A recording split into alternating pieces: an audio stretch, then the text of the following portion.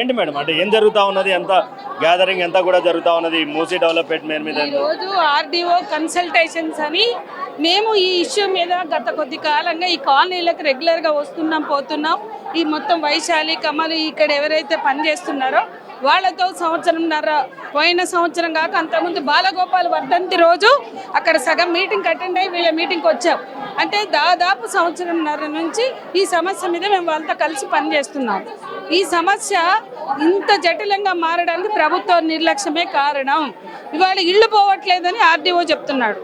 మరి ఇల్లు పోవట్లేదు అన్నాక ఇక్కడ మీటింగ్ పెట్టి ఇక్కడ అనౌన్స్ చేయడం ఎందుకు? ఇన్ని రోజులు పోతాయని వాళ్ళని భయపెట్టి కొత్త కట్టిన ఇళ్లలో పోనిస్తలేరు. అపార్ట్మెంట్లకు పర్మిషన్లు ఇచ్చారు, అవి అవి ఇవాళ ఖాళీ ఎందుకున్నాయి అంటే డబ్బులు పెట్టి కొనుక్కున్న వాళ్ళని ఫ్లాట్స్లోకి రానియట్లేదు. హుడా అమ్మినటువంటి హుడా చేసిన లేఅవుట్లో పర్మిషన్ తీసుకుని ఇల్లు కట్టుకుంటే కనీసం ఇప్పటి వరకు ఏది బఫర్ జోన్ నదికి ముందు 50 మీటర్లు అన్నారు, 100 మీటర్లు అన్నారు, 200 మీటర్లు అన్నారు.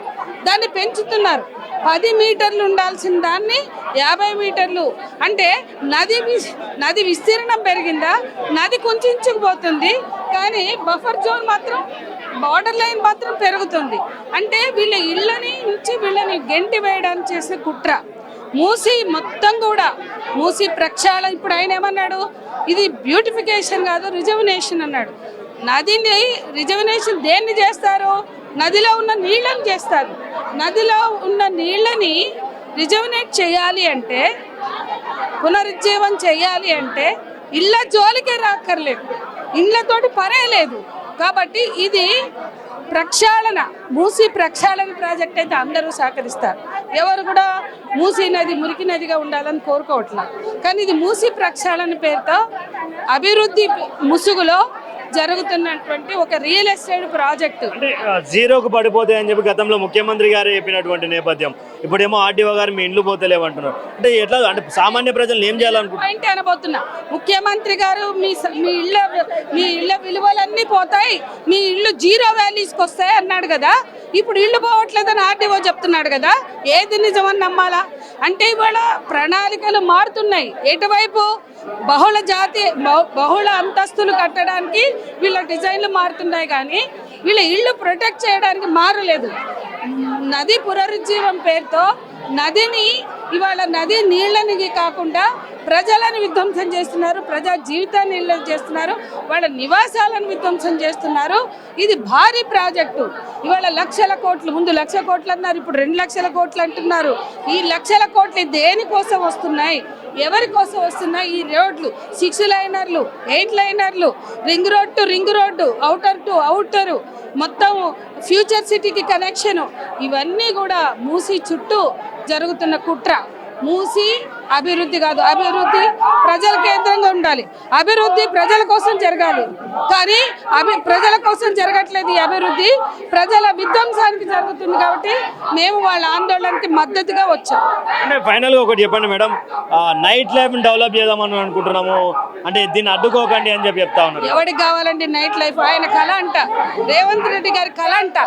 రేవంత్ రెడ్డి గారి కళ తీర్చుకోవడానికే ఇవాళ ఆయన ముఖ్యమంత్రి చేసింది. నువ్వు తెలంగాణ కావాలని లేదు, తెలంగాణ ఉద్యమాన్ని కోరుకోలేదు, తెలంగాణ రాష్ట్రాన్ని కోరుకోలేదు. నువ్వు మొన్నటిదాకా సమైక్యాంధ్ర అన్నావు, అంతకు ముందంతా రాష్ట్రం రాకముందు సమైక్యాంధ్ర అన్నావు, రాష్ట్రం వచ్చినాక సమైక్య పార్టీకి అధ్యక్షుడిగా ఉన్నావు. ఇప్పటికీ చంద్రబాబు డైరెక్షన్లో నడుస్తున్నావు.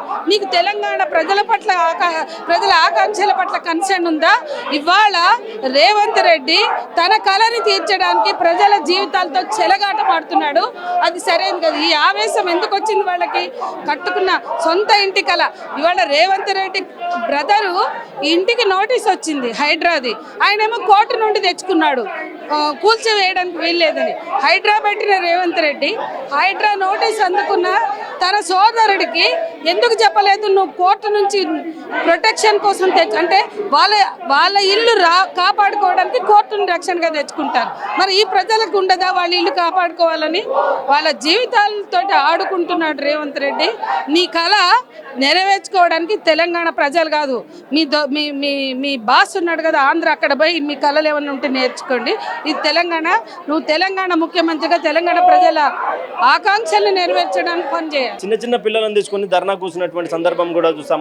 మరొకసారి ఈ రోజు ఈ సిచ్యువేషన్ వస్తుంది అంటే ఇది మాకు ప్రాపర్ ఇన్ఫర్మేషన్ కాదండి, గాలి వార్త వినే వచ్చాం. ఈ రోజు కూడా గాలి వార్త వినే వచ్చాం. ఎవరెవరికో ఫోన్లు వచ్చాయంట, మా కాలనీ గ్రూప్లలో మెన్షన్ చేస్తే సరే చూద్దాము అని వచ్చాం. వీళ్ళు మాట్లాడిన దాంట్లో ఒక్కటి ప్రాపర్ పాయింట్ లేదు. వాళ్ళు ఒకటి చెప్తున్నారు, ఒకటి చేస్తున్నారు, ఒకటి చెప్తున్నారు. అది వినడానికి కూడా కరెక్ట్గా లేదు. సో వాకౌట్ చేసాం. గతంలో కేటీఆర్ని కూడా కలిసినటువంటి నేపథ్యం అంటే ఎలా ఉంది ఇప్పుడు? అంటే అందరినీ కలుస్తూనే ఉన్నాం, చేయాల్సినవి అన్నీ చేస్తూనే ఉన్నాం. అయినా స్టిల్ మాకు ఈ టెన్షన్ అయితే అప్పటి నుంచి 2 సంవత్సరాల నుంచి ఏదైతే టెన్షన్ ఉందో అది ప్రస్తుతానికి కూడా అట్లా క్యారీ ఫార్వర్డ్ అవుతుంది తప్ప టెన్షన్ అయితే తగ్గించట్లేదు. ఏంటంటే 10 రోజులకు ఒకసారి, నెలకు ఒకసారి మీకు నచ్చినవన్నీ మాట్లాడుకుంటూ పోతే టెన్షనే ఉంటుంది కదా. మీరు క్లియర్గా మీ ఇల్లు ఏం పోవట్లేదు, మేము అందరినీ సేవ్ చేసి ఉన్న ప్లేస్లోనే చేసుకుంటామంటే we are happy to help you people, happy to help the government. మా డబ్బులు కూడా ఇస్తాం మీరు క్లీన్ చేయడానికి. మేము అది ఫస్ట్ నుంచి చెప్తున్నాం, ఈ రోజు చెప్తున్నాం, రేపు వచ్చి అడిగినా నేను ఇదే చెప్తా. ఒక్క ఇల్లు కూడా ముట్టుకోకుండా మీరు చేస్తే చెయ్యండి. మీ ఇంట్లోకి ఏం ఎఫెక్ట్ కాదు, మీ ఇల్లు పోవట్లేరండి. ఒకసారి పోదంటున్నారు, ఒకసారి ఏమో తెలియదు అంటున్నారు, ఒకసారి ఎక్కడ మ్యాప్లో ఎక్కడ ఉంటుందో తెలియదు అంటున్నారు. వాళ్ళ దగ్గరే క్లియర్ ఇన్ఫర్మేషన్ లేదు. ఫస్ట్ మాకు చెప్పడం కంటే ముందు వాళ్ళ దగ్గర అసలు క్లియర్ ఇన్ఫర్మేషన్ లేదు. అదైతే మాకు అర్థమైంది మేము విన్న దాంట్లో. సో కరెక్ట్ కాదు, వాళ్ళ దగ్గర ఉన్న ఇన్ఫర్మేషన్ కూడా కరెక్టే కాదు నాకు తెలుసు. मैं गंधमपुरा में ली हूँ, मैं 100 आर्मी की फैमिली हूँ, कैप्टन रैंक से रिटायर हूँ। मैंने पूरे जिंदगी का पैसा यहाँ झोंक दिया, तो किसके लिए झोंका? जब मेरे को गवर्नमेंट को मालूम था ना कि इनलीगल है, बफर जोन है, रेड जोन है, जो भी है उसको मालूम है, तो उसको ये चाहिए कि जो अनजान आदमी आ रहा है उसको लोन न दे। बैंक को स्टॉप करना चाहिए था, रजिस्ट्री के टाइम रजिस्ट्रार को स्टॉप करना था कि ये इनलीगल है, नहीं होना। तो उस टाइम क्यों हमारे जनते को क्यों बलगलाया? उस टाइम रजिस्ट्री क्यों किया, लोन क्यों दिया? आज हम एक पैसा जोड़ के अपना घर में लगा दिए, तो आज कह रहा है कि हम प्रोजेक्ट कर रहे हैं। प्रोजेक्ट करो, तुम्हारे प्रोजेक्ट में मैं साथ हूँ, लेकिन जिस जगह पे खाली है, जिधर खाली है उधर करो, हम लोग आपके साथ हैं। लेकिन हर इंसान का घर लेकर, हर मजबूत इंसान, हर जनता का घर लेकर क्या वो खुशी रहेगा? सब जनता रोएंगे तो उनको क्या मजा आएगा? मजा नहीं है ना। एक बार से नहीं जीता, दोबारा फिर जनता को मौका देना चाहिए ना उसको अपने कुर्सी पर बनाए रखने के लिए। ये झूठ मूठ के बलगला कर कह रहा कि ये करेंगे। हम जनता तो अनजान है, तो ऐसा उसको नहीं करना। किसी भी हाल में हम लोग अपना घर नहीं दे सकते, कुछ भी हो जाए हम अपना घर नहीं दे सकते। वैल्यू कुछ भी हो, वैल्यू से हमको लेना देना नहीं है, लेकिन हमारा घर नहीं जाना है। हम अपने घर में खुशी हैं, 0 वैल्यू है या 100 वैल्यू है, उससे हमें पैसे भी नहीं चाहिए, हमारा घर चाहिए। मैं बस इतना ही चाहती हूँ। आरटीओ सर ने आपके घर नहीं जा रहे, पूरा मोजी रेनोवेशन हो रहे बल्कि बोल रहे हैं ना मैडम? वो मुझे नहीं मालूम कब पलट जाता है पलटू राजा, वो हमें नहीं मालूम है। आज कहेगा नहीं जा रहा, कल कहेगा जाएगा। आज इतना करूँगी, कल इतना करूँगी। किसी का घर नहीं जाना है। इंसान एक पैसे जोड़ के घर लेते हैं, सारा जिंदगी उस घर में अपने सपने को दबा देते हैं, अपने बच्चे के लिए दबाते हैं, फिर आज कैसे दे देगा भाई?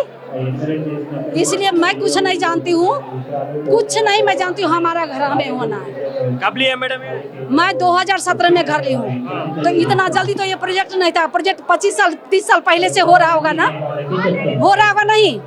आज का तो नहीं है, 5 साल का नहीं है जो 5 साल से पहले लोग को बेवकूफ बना रहा है। 20 साल 25 साल पहले कहाँ थी गवर्नमेंट? जब खाली प्लेस था तब क्यों नहीं बनाया, प्रोजेक्ट क्यों नहीं किया? आज पूरे जनता लूट गया, उसके बाद आप प्रोजेक्ट करेगा जनता को घर से बेघर करके? किसी भी जनता का घर नहीं जाना चाहिए, यही मेरी रिक्वेस्ट है। और हम चाहे जो भी हो, जो हमारे घर के ऊपर कुछ भी आएगा तो हम अपने बलिदान देने के लिए तैयार हैं और लेने के लिए भी तैयार हैं, ठीक ना? हम दे भी सकते हैं और ले भी सकते हैं।